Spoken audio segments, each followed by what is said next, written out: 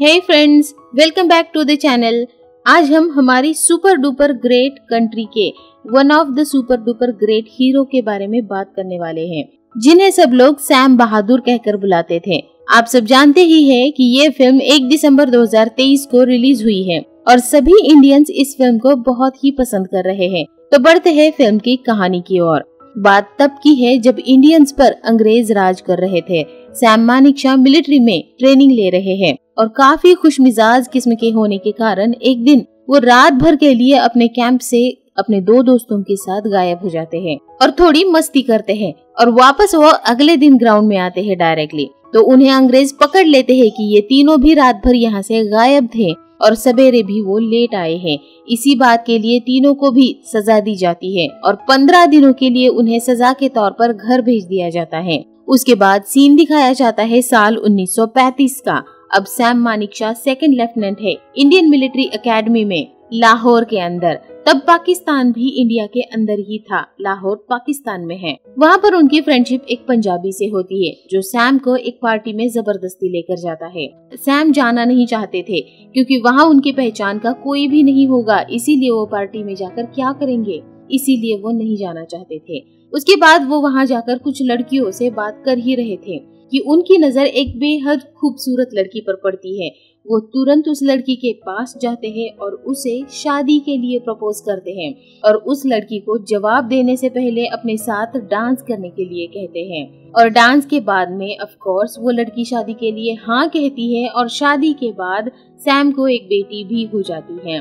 उसके बाद दौर आता है वर्ल्ड वॉर 2 का और सैम को जापानियों से लड़ने के लिए बर्मा जाना पड़ता है। जैसा कि वर्ल्ड वॉर 2 में अक्सर हो रहा था, यहाँ भी घमासान वॉर होता है, हवाई हमले भी जमकर होते हैं। लेकिन यहाँ पर उनके अपने प्लेन्स ही इन पर बॉम्बिंग करते हैं क्योंकि प्लेन्स को गलत इंफॉर्मेशन दी गई थी। तो वॉर शुरू होने से पहले ही बेवजह अपने ही हाथों से इनकी पलटन के 50 सैनिक मारे जाते हैं। पर फिर भी सैम और उनकी पलटन को अपना मिशन जारी रखने को कहा जाता है। इस मिशन में इन्हें एक ब्रिज और कुछ और ठिकानों पर कब्जा बनाए रखने था। सैम अपने सभी साथियों को ऑर्डर्स देता है कि घायलों को तब तक कैंप में नहीं लाया जाएगा जब तक मिशन पूरा नहीं होता, क्योंकि उनके पास बहुत कम टाइम बचा था और सैनिक भी मारे जा रहे थे। उसके बाद सैम की पलटन का आमना सामना होता है जापानियों से और इस बैटल में सैम के पेट में एक जापानी 9 गोलियां मारता है। सैम उस जापानी को भी मार देता है। सैम के साथी रुक जाते हैं और सैम की तरफ देखने लगते हैं। सैम जोर से चिल्लाकर सबको बोलता है कि रुकना नहीं है। फिर सभी लोग आगे जाते हैं और सैम का पंजाबी दोस्त उसे उठाकर कैंप में लाता है और कैंप में सैम का इलाज करने से डॉक्टर मना कर देता है क्योंकि उसका कहना था कि सैम कुछ ही मिनटों में दम तोड़ देगा। पर सैम का दोस्त फोर्स करता है और डॉक्टर को सैम का इलाज करने के लिए कहता है। तब डॉक्टर सैम से बात करने की कोशिश करते हैं और सैम से पूछते हैं कि क्या हुआ है तुम्हें। तब सैम कहता है कि मैं ठीक हूँ, मुझे कुछ भी नहीं हुआ है, बस गधे ने लात मारी थी। इस बात पर डॉक्टर की हंसी निकलती है और डॉक्टर तुरंत सैम को ऑपरेशन करने के लिए ले जाते हैं और 9 गोलियां निकालने के बावजूद भी सैम जिंदा बच जाता है। तब पहली बार था जब सैम को उसकी बहादुरी के लिए मेडल मिला था, साल 1942 में। फिर सैम वहाँ से ठीक होकर घर लौटते हैं। फिर एक दिन अपने पुराने मित्र मेजर याया खान के साथ डिनर करते हैं। सैम और याया खान बहुत ही अच्छे फ्रेंड्स हैं। फिर वक्त गुजरता है और 1947 में समय आता है इंडिया और पाकिस्तान के अलग होने का। सैम का फ्रेंड याया खान पाकिस्तान में जाएगा क्योंकि वो एक मुसलमान है और सैम को उसकी काबिलियत की वजह से पाकिस्तान में बुलाया जा रहा है। लेकिन सैम एक सच्चा इंडियन है, वो इंडिया में ही इंडियंस के साथ रहेगा, इसमें कोई भी डाउट नहीं था। आर्मी की एक आखिरी पार्टी के बाद रात को जब सैम याया खान को घर छोड़ने के लिए आता है तो याया खान सैम की बाइक की तारीफ करता है। तो सैम याया खान को अपनी बाइक 1500 रुपए में दे देता है। याया खान बाद में पैसे देने वाला था। सैम वहाँ से चला जाता है। फिर 15 अगस्त 1947 को इंडिया और पाकिस्तान दोनों भी अलग अलग हो जाते हैं और साथ ही में अंग्रेजों से आजाद भी हो जाते हैं। पर अब कश्मीर का मुद्दा खड़ा हो गया था। पाकिस्तान को कश्मीर चाहिए था, इसीलिए लगातार पाकिस्तानी आर्मी कश्मीर में इंडियंस पर हमला कर रहे थे। इस पर तुरंत सख्त एक्शन लेना बहुत जरूरी था, इसीलिए सैम को डिफेंस मिनिस्टर के साथ कश्मीर भेजा जाता है। वहाँ जब सैम और उनके साथी पहुँचते हैं तो वहाँ के महाराज बड़े गुस्से में थे। उनसे कहते हैं कि अब आए हो आप लोग, मैं कब से गुहार लगा रहा था, ये मेरा घर है और अपने घर को बचाने के लिए मैं खुद जाऊंगा, दुश्मन से लड़ूंगा, अपना खून बहाऊंगा और दुश्मन का भी खून बहाऊंगा।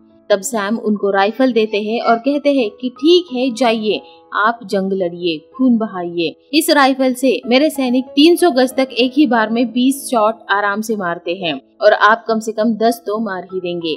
महाराज, मुझे और मेरे सैनिकों को इसी की ट्रेनिंग मिली है, तो आप हमें अपना काम करने दीजिए और आप अपनी राजनीति संभालिए जिसकी आपको ट्रेनिंग मिली है। और इतना सुनकर राजा जी का मुंह बंद हो जाता है। फिर सैम को यहाँ से दिल्ली के लिए फ्लाइट लेकर रवाना होना था, पर यहाँ के रनवे पर लाइट्स नहीं थी और अंधेरा हो चुका था। तब सैम मशाले जलाकर प्लेन के लिए रनवे लाइट्स का इंतजाम करता है और इस मुश्किल घड़ी में बिना वक्त गवाए हर प्रॉब्लम का सलूशन वो बन जाता है। और फिर पाकिस्तान के साथ वॉर हो जाता है। सैम के नेतृत्व में भारतीय सेना पाकिस्तान को हराती है और अपने कश्मीर को सुरक्षित कर लेती है। फिर एक दिन डिफेंस मिनिस्टर सैम को उनके चीफ के बारे में पूछते हैं, तो सैम कहते हैं कि आज आप मुझसे मेरे चीफ के बारे में राय पूछ रहे हैं, कल आप मेरे ब्रिगेडियर से मेरे बारे में राय पूछेंगे।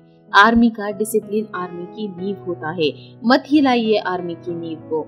ये जवाब सुनकर डिफेंस मिनिस्टर कोई भी बात बोले बिना ही वहाँ से निकल जाते हैं। उसके बाद एक मिलिट्री ऑफिसर जो सैम को कुछ खास पसंद नहीं करता, वो सैम पर अलग अलग आरोप लगाता है, क्योंकि सैम के ऑफिस में सैम ने अंग्रेजों के फोटोज लगा कर रखे थे, जबकि आजादी मिलकर अभी 14 साल गुजर गए थे। और भी बहुत सारे आरोपों की लिस्ट उसने डिफेंस मिनिस्टर के हाथों में दी थी। फिर सैम पर इंक्वायरी बिठाई जाती है और इंक्वायरी करने वाले ऑफिसर्स भी उस ऑफिसर के साथ मिले हुए थे जो सैम को पसंद नहीं करता है और उसका बुरा सोचता है। जब सैम के बारे में पूछा जाता है कि आपको हमारे लीडर्स की तस्वीरें आपके ऑफिस में लगानी चाहिए थी, तो आपने अंग्रेजों की तस्वीरें क्यों लगाई है? तब सैम बहुत ही खूबसूरती से जवाब देते हैं, मैं मिलिट्री में सैनिकों को, सोल्जर्स को तैयार करता हूँ, पॉलिटिशियंस को नहीं।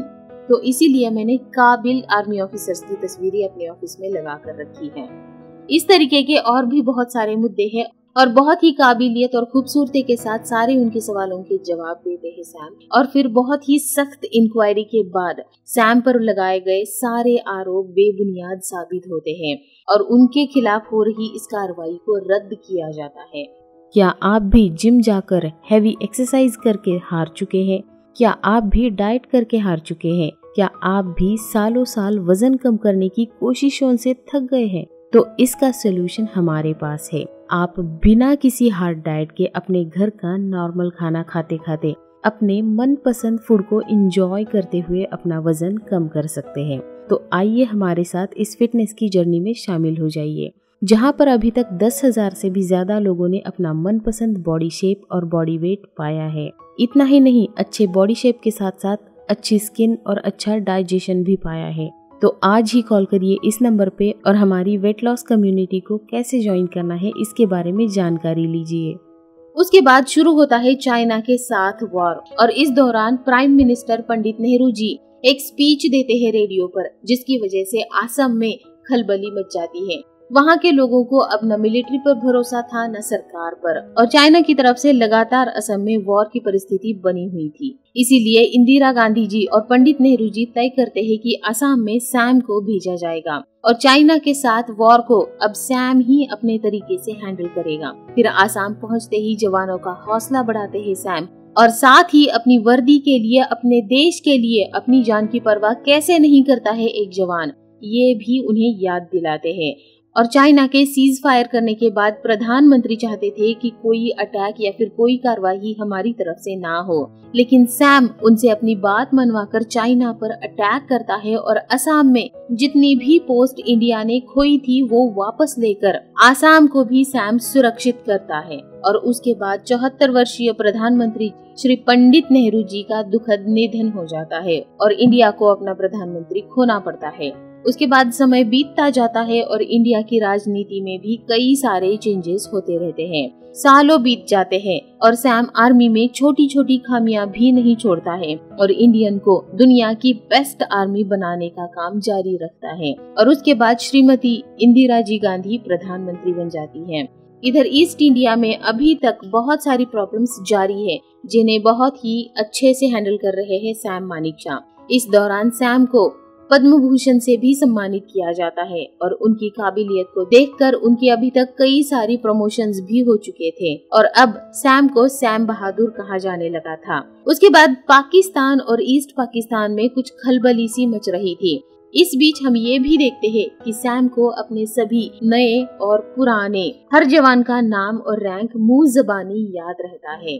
सैम की काबिलियत और पॉपुलैरिटी को देखकर अब इंदिरा गांधी जी को भी उनसे डर लगने लगा था कि कहीं वो राजनीति में ना घुस जाए और उनसे भी आगे ना निकल जाए। पर सैम उनको जवाब देते हैं कि मुझे पॉलिटिक्स में कोई भी इंटरेस्ट नहीं है, आप अपना काम संभालिए, मैं अपना संभालता हूँ। आप अपने स्वीट हार्ट को किस करिए और मैं अपने स्वीट हार्ट को किस करता हूँ। और इस जवाब के साथ ही इंदिरा गांधी जी निश्चिंत हो जाती है कि राजनीति में सैम से उनको कोई खतरा नहीं है। फिर मार्च 1971 में बांग्लादेश मतलब ईस्ट पाकिस्तान में मौत का ऐसा नंगा नाच नचाया जाता है कि हैवानियत को भी शर्म आ जाए। और इस मुद्दे पर हमारी इंदिरा गांधी जी कुछ करने का फैसला लेती है, क्योंकि अब तक 30 लाख से भी ज्यादा लोग ईस्ट इंडिया में खुद को बचाने के लिए घुस गए थे। और फिर इंदिरा जी सैम से बात करती है। तब सैम कहते हैं कि हम कुछ करेंगे मतलब वॉर होगा और मैं इस समय वॉर के लिए तैयार नहीं हूँ, क्योंकि गर्मी आ रही है और इसीलिए माउंटेन्स में बर्फ पिघलेगी तो वहाँ पे चाइना हम पर अटैक कर सकता है और इधर ईस्ट इंडिया और बांग्लादेश में रेन के साथ साथ पिघली हुई बर्फ का भी पानी, मतलब वहाँ पर बाढ़ आ जाएगी और आर्मी फोर्सेस की मूवमेंट रिस्ट्रिक्टेड हो जाएगी और एयरफोर्स का भी हम सहारा नहीं ले पाएंगे। फिर सभी लोग जाने के बाद इंदिरा जी सैम से बात करती है। तब इंदिरा जी कहती है कि सिर्फ वॉर की तैयारी करो। सैम जंग किस दिन शुरू होगी उसकी तारीख उन्हें एक पेपर पर लिख कर देता है।